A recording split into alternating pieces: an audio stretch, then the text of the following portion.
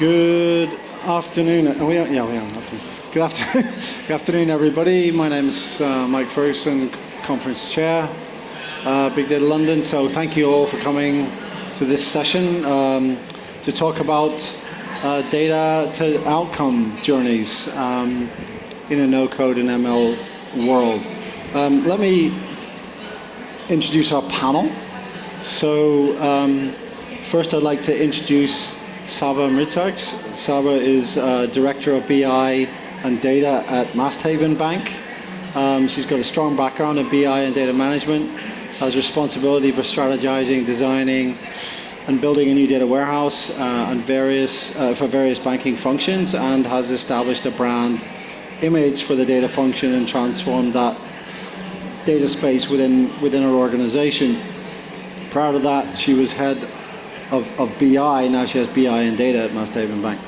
She began her career at Clear Channel Outdoor, which is in North America, as a senior analyst, and has gained experience in data analysis and reporting, and held positions as an international BI manager, project manager, and run a number of international projects before becoming head of global BI and strategy there. She has a bachelor's degree in business administration and an MBA in international business administration, specializing in finance from the Florida Institute of Technology.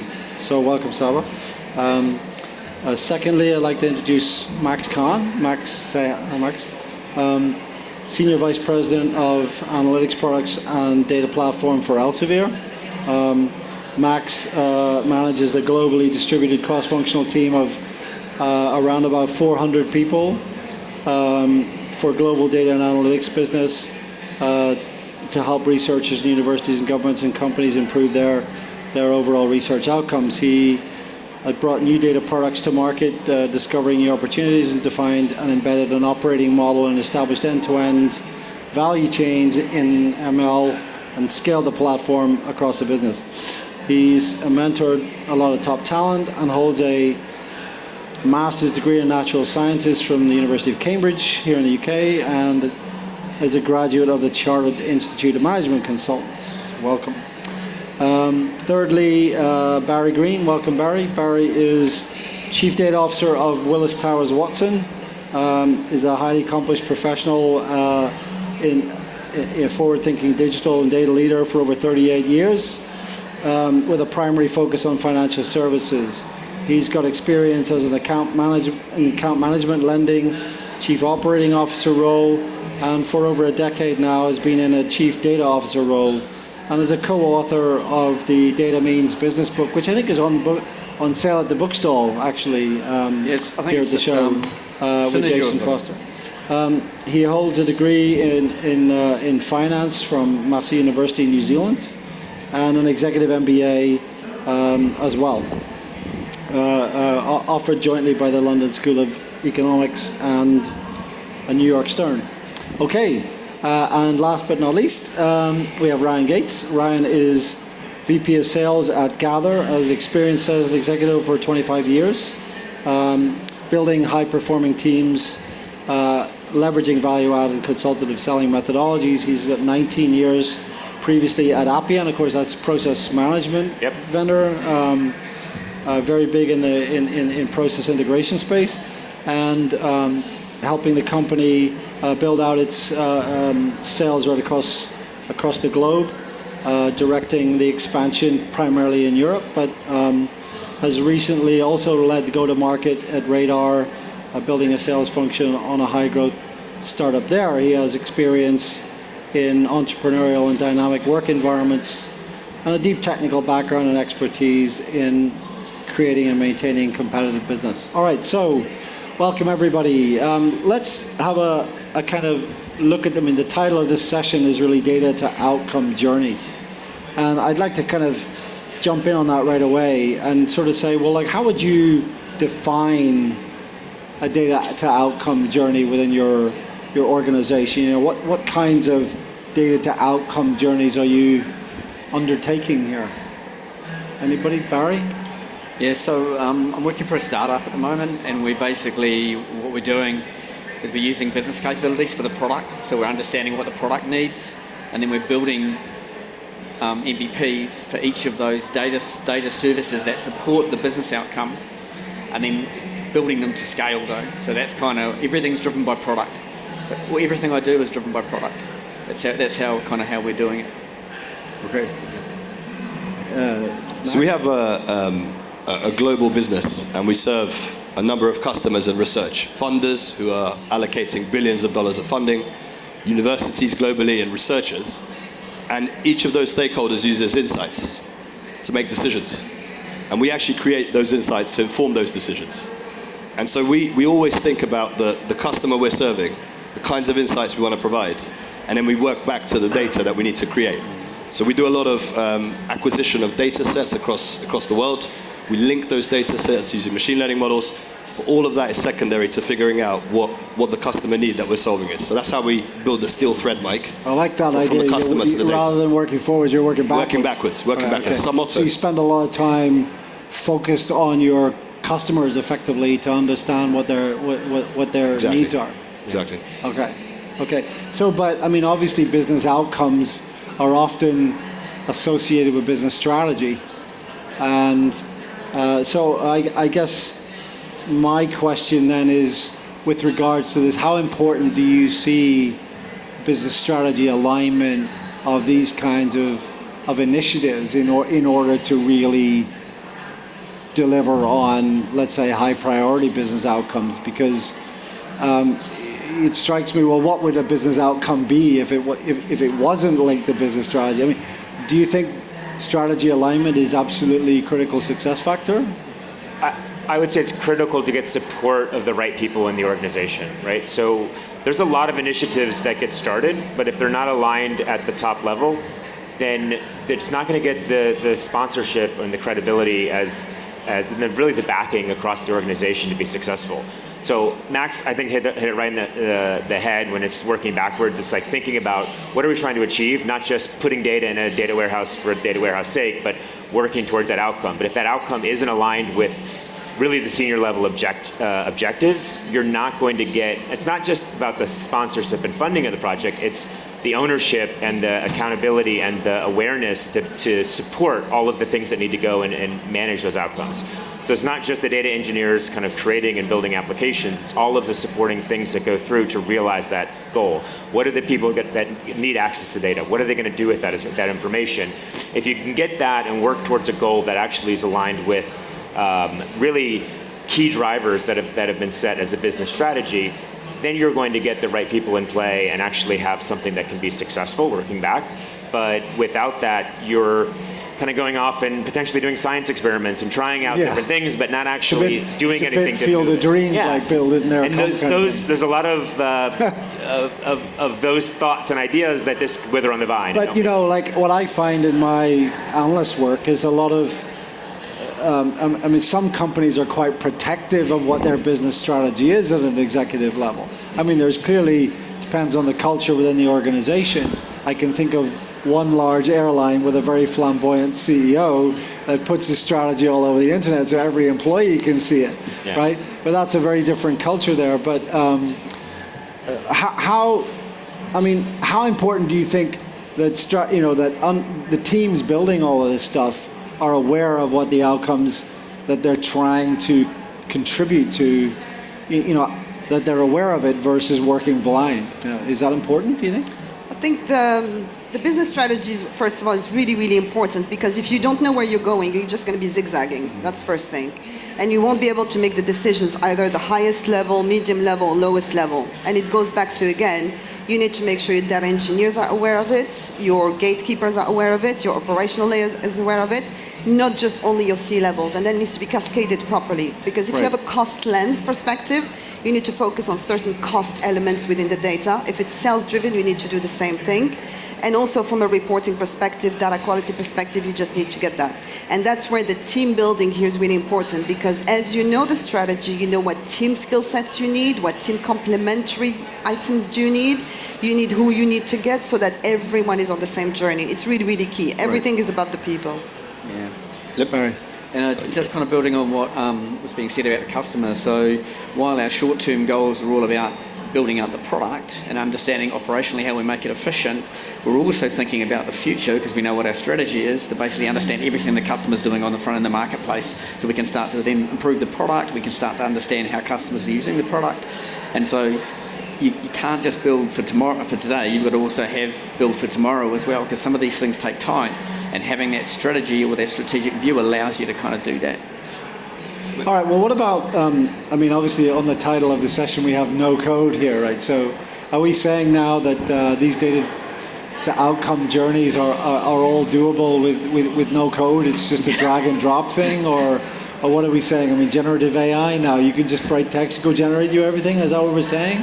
Or in reality, are we really saying, actually, you know, not yet? Oh, I mean, maybe it's not even intended to be no code. What do you think? I mean, do you think it... So we had a good conversation about this before we started to talk about the football, right? When we were preparing. And one of the questions was not so much low code or no code, is how much operating leverage do you need to solve a specific problem? You talked about the specific problems that might need deep knowledge of the code.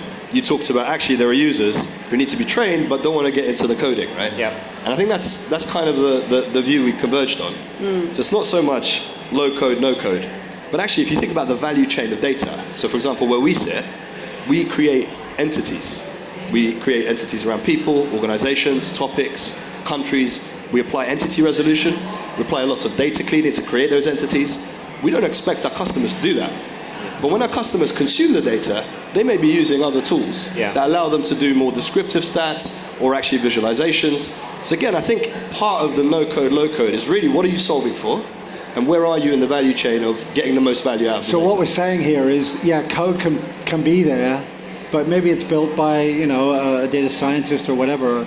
But what you're really saying is those things should be components that then could be consumed and orchestrated by the consumers, so the consumers don't necessarily have to know what the code does. They just know that, well, they just know that they give it data and this is what they get the other end of it. But what you're saying is we can incorporate code into these orchestrations, if you like, in order to deliver what you need to do. Yeah, code is key, I think. It's very, very important not to forget that, especially when we think about the one version of the truth. The only way to get that one version of the truth is so that the code is standard, so that everyone is using the same information. Yeah. So even if we are going this way of, I like to call it the sexy bits of information, it's still important to not forget the basics. Right. For me, no code is about leverage. It's about making people more effective with what they're doing. So I've been in low code, no code for a number of years, and for a while there was this assumption that no code meant like citizen developer. Everyone now can do it because there's no coding involved. And that isn't really the intent. The intent is to make the people that understand the different technology, if you're talking about data, what are the data sources, how are we connecting them? How can I make you a lot more efficient? How can I take something that would be 3 weeks to do within 3 hours, right? Again, people that understand what the data they're accessing, what they need to get, what the outcomes are they're trying to get to, but how can we shorten that cycle? That does a couple of things. It makes most likely less errors occur, right? So you're doing something more quickly, you're abstracting that above. And then also it makes it generally easier to maintain. So as you build something in a low code, no code way, you're still understanding how the pieces fit together, but you're doing it in a way that you can really accelerate that delivery and development. And it's, again, making your data engineers, your data scientists more effective with what they're doing. So what you're kind of saying here is that there's reusable components that you can create, and then other engineers can come in and take advantage of those rather than go through the whole redesign and re-implementation, and I have to do this again. I know this is going to be a 4-week effort. No. And Mike, you encouraged us to be provocative, so I'm going to be provocative. I don't think this is about the technology or the code, right? It's about the data, and there's a big difference. So the journey we've been on is we were very good at building software, and all our, for example, quality engineering functions were around testing software. And when we moved to the data world, suddenly you're building data products. You're optimizing for precision and recall across large corpuses of data. And how do you start to actually put the data first and everything else you do second? Not falling in love with Kafka or the other technologies. Right? So I like what you're talking about with the entity-oriented data products, which I think makes actually a lot of sense. Which also raises another point, which I'll maybe get to, about data concept modeling, which I think is kind of really important there. Let's move on to pitfalls. I mean, many of you have got years and years of experience, decades of experience in this game today. So you've seen things that work, and you've seen things that don't work. And so my question is, in these data to outcome journeys, what things have you seen that have ended up not working that people like in the audience here should be aware of and avoid, if you like, with these journeys? Is there anything you can talk to there?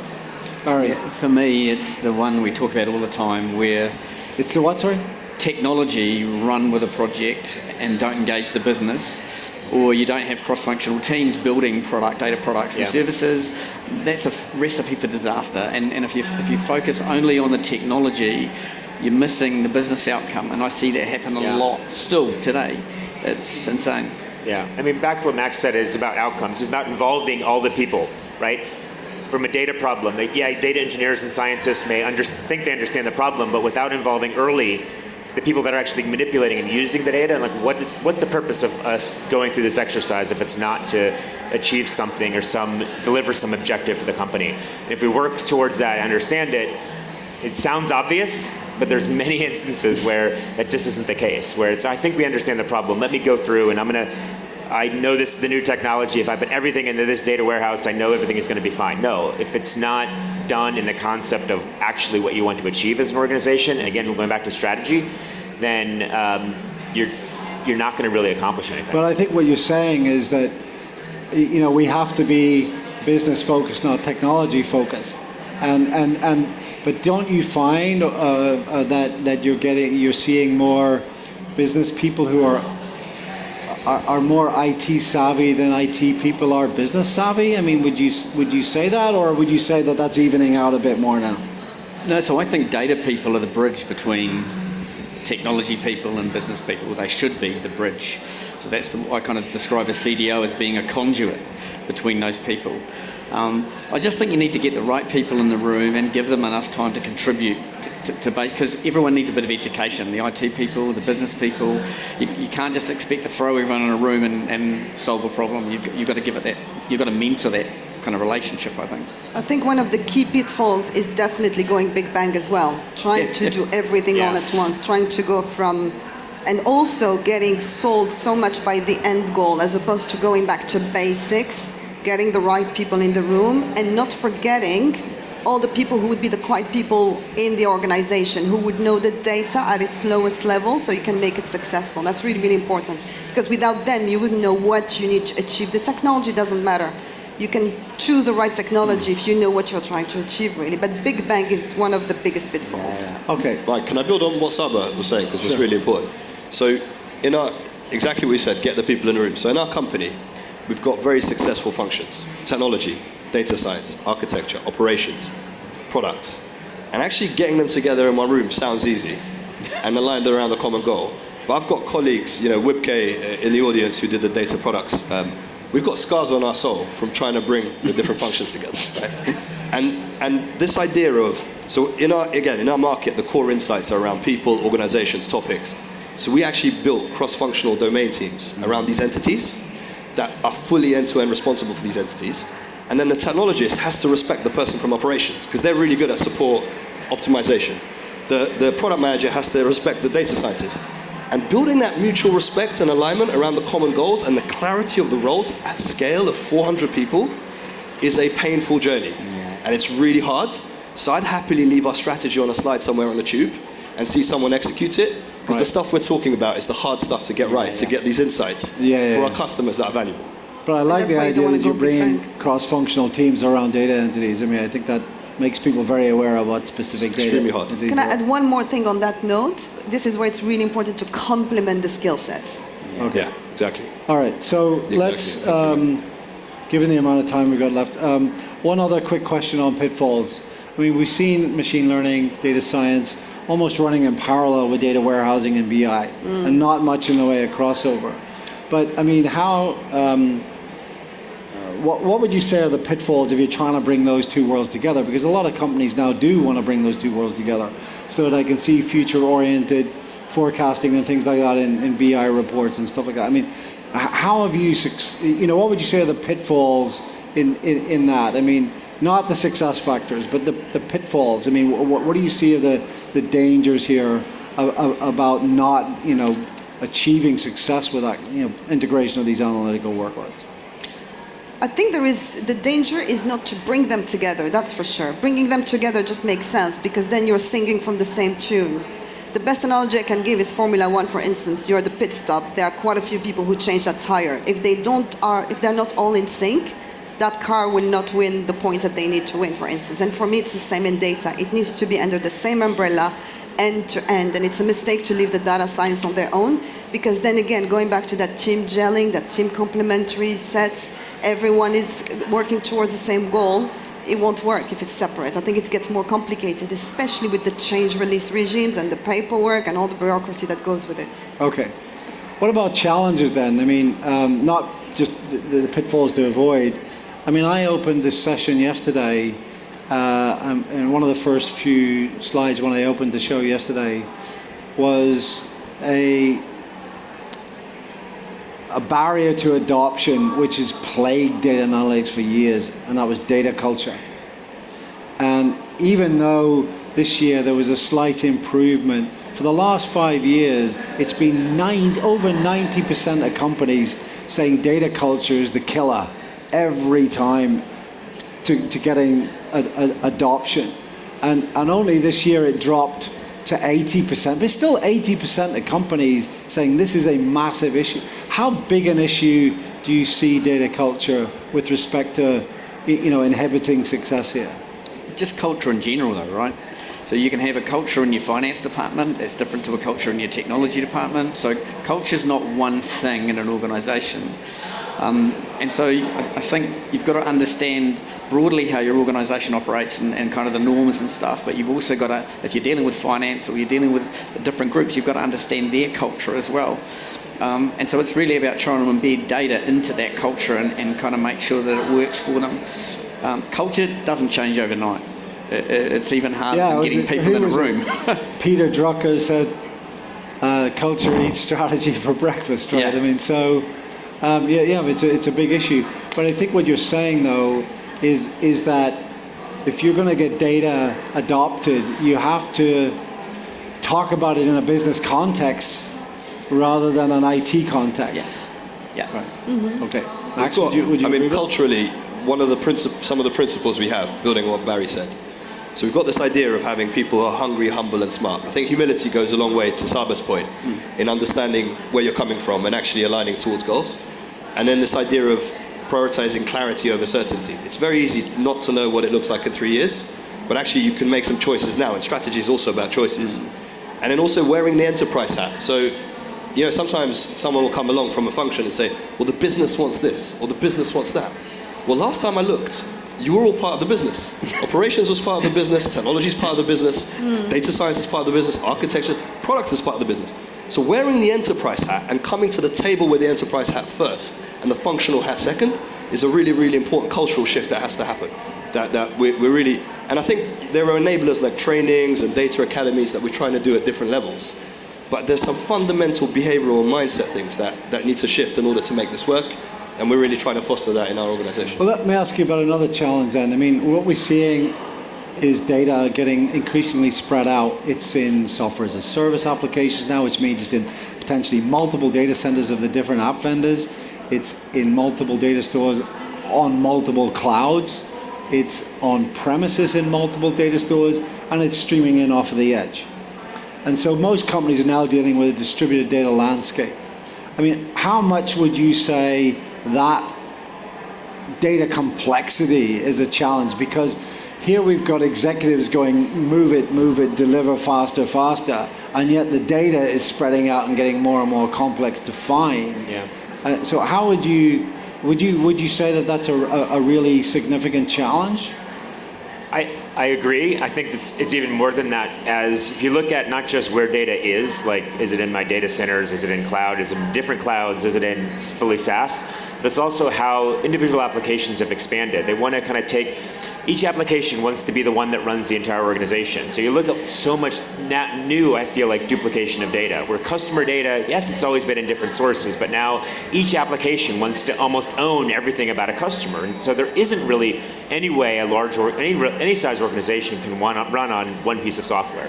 So you end up with a lot, not just of federated information, but a lot of the same information copied into different systems and replicated. And so it becomes even more of an issue, not just where the data is, but how do I reconcile all of data that? Redundancy, And it's been a thing that we've been focusing on, but that it's just getting more complicated as each application kind of spreads out and wants to individually own everything, when in reality it's not the way organizations can be structured and run. But do you not think things like data catalogs are now becoming super important to be able to help people find the data they need? Yeah, and we, WebK is leading on actually putting all the data sets in our company in a findable, usable way, and there's a lot of governance around that. I'd encourage everyone here to listen to WebK's talk. I think one aspect I would add, Mike, that is often missed is people are recognizing the increasing value of data. Yes. So they're not just going to hand it over to you. And our business is actually built on licensing data from multiple different people, combining it into sophisticated analytics.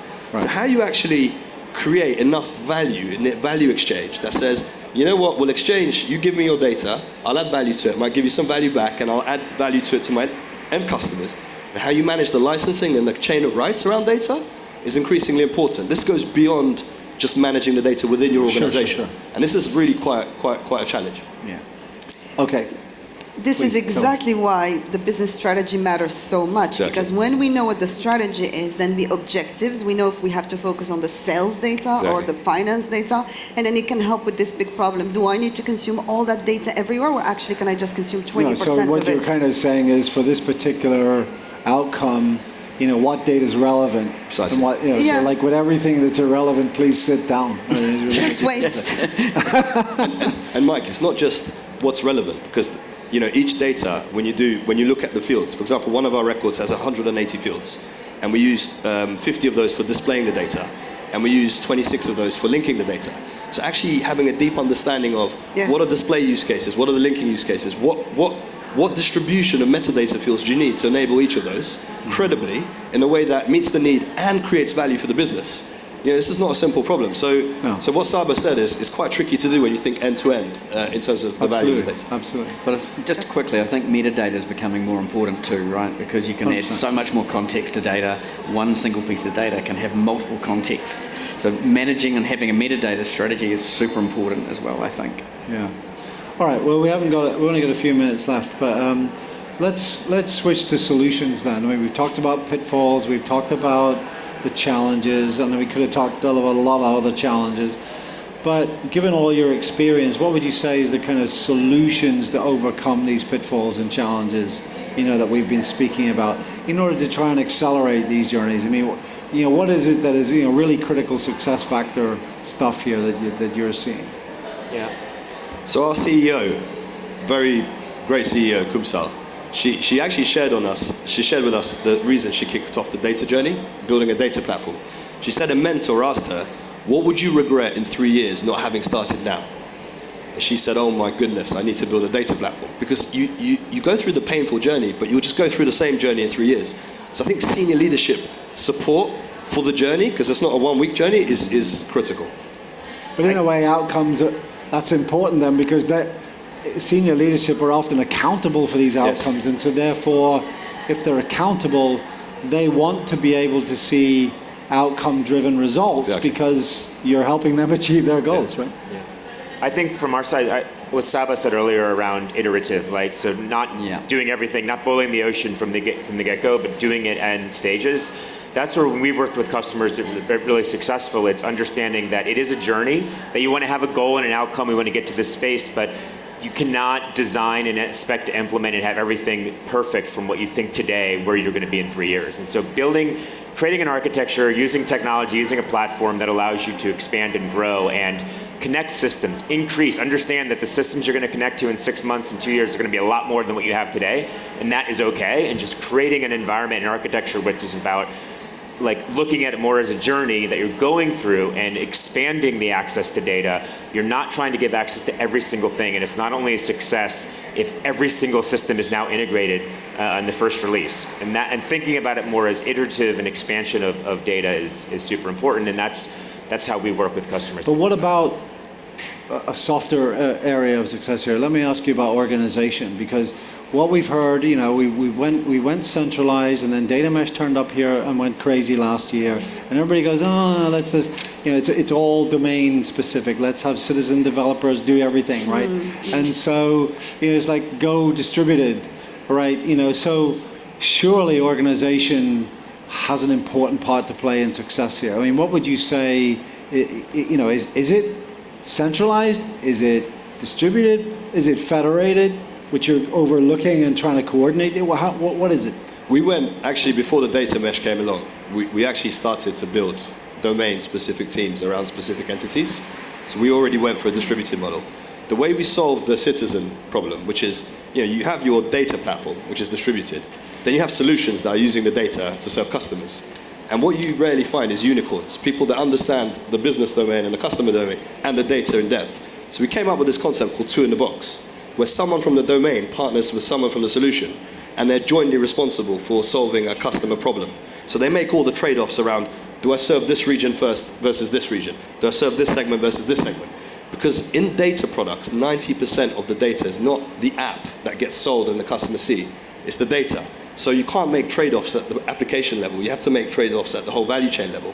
And the way we've solved that without hiring unicorns is having two in the box as part of our operating model and discipline. I like that idea. One of the things I've seen as analysis working is some of the leading edge companies that I've been working with have put what they would call a program office in under the CDO, which is job is not for everybody to report to the CDO, but the job is to coordinate all of these projects going on around the enterprise, around outcomes, so that, you know, you can see, you know, for this outcome, which projects are in play being developed. And so CDO is challenged with making, ensuring that the coordination is happening around outcomes.